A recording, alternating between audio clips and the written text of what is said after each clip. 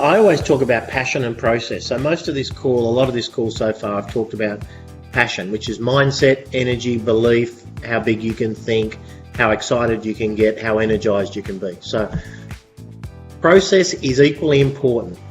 For a lot of salespeople, it's the weak spot, because salespeople, they're often by nature energetic and excited and enthusiastic. That's the profile of many. Process is critical, and I look at McDonald's and I use McDonald's, not saying the food is good for you, but I'm saying their process, and they're run by teenagers predominantly, and their process is so good, they get out billions of burgers a day. So I say, what can you do in your business behind the scenes to have systems that are far in advance of where your business is today?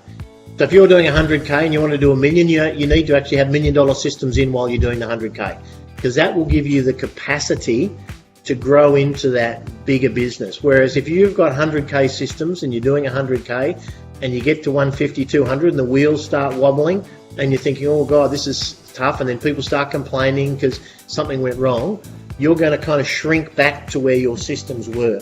So you have to expand your mindset and your processes and your systems before you get there to where you're going.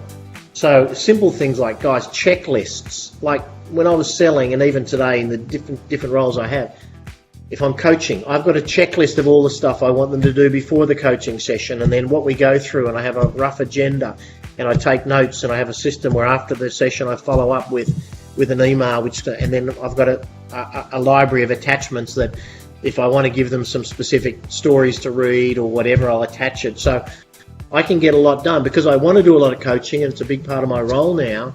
I had to invent systems that allow me to do a coaching session and follow up quickly, because if it took me half a day to follow up, I would then inhibit my number of coaching. So just simple things like checklists in terms of systems. Nowadays, obviously, technology is forming a big part of that. I use an iPad a lot, and almost everything I do is kind of embedded in my iPad, my keynote presentation, my spreadsheets, my texting is everything off there. So work out what technology you use, work out what other systems you use.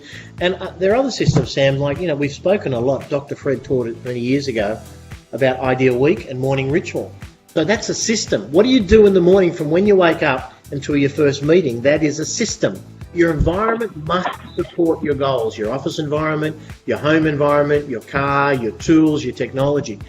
So, for me, having a 45-minute walk in the mornings, listening to some podcasts is a part of my morning ritual, then a 20-minute meditation, and then I get off. My first meeting is pretty much every day at 7:15 a.m. And someone say, does that restrict you? It actually liberates me. It gives me the time and the space and the energy to do all those things without distraction, without getting home and thinking, oh God, there's no milk in the fridge, or oh my God, my car looks filthy and I'm about to go to a $10 million listing. It's going to be a bad impression. So think ahead of all the things you want to handle for yourself and put them into a technology or a system or a routine.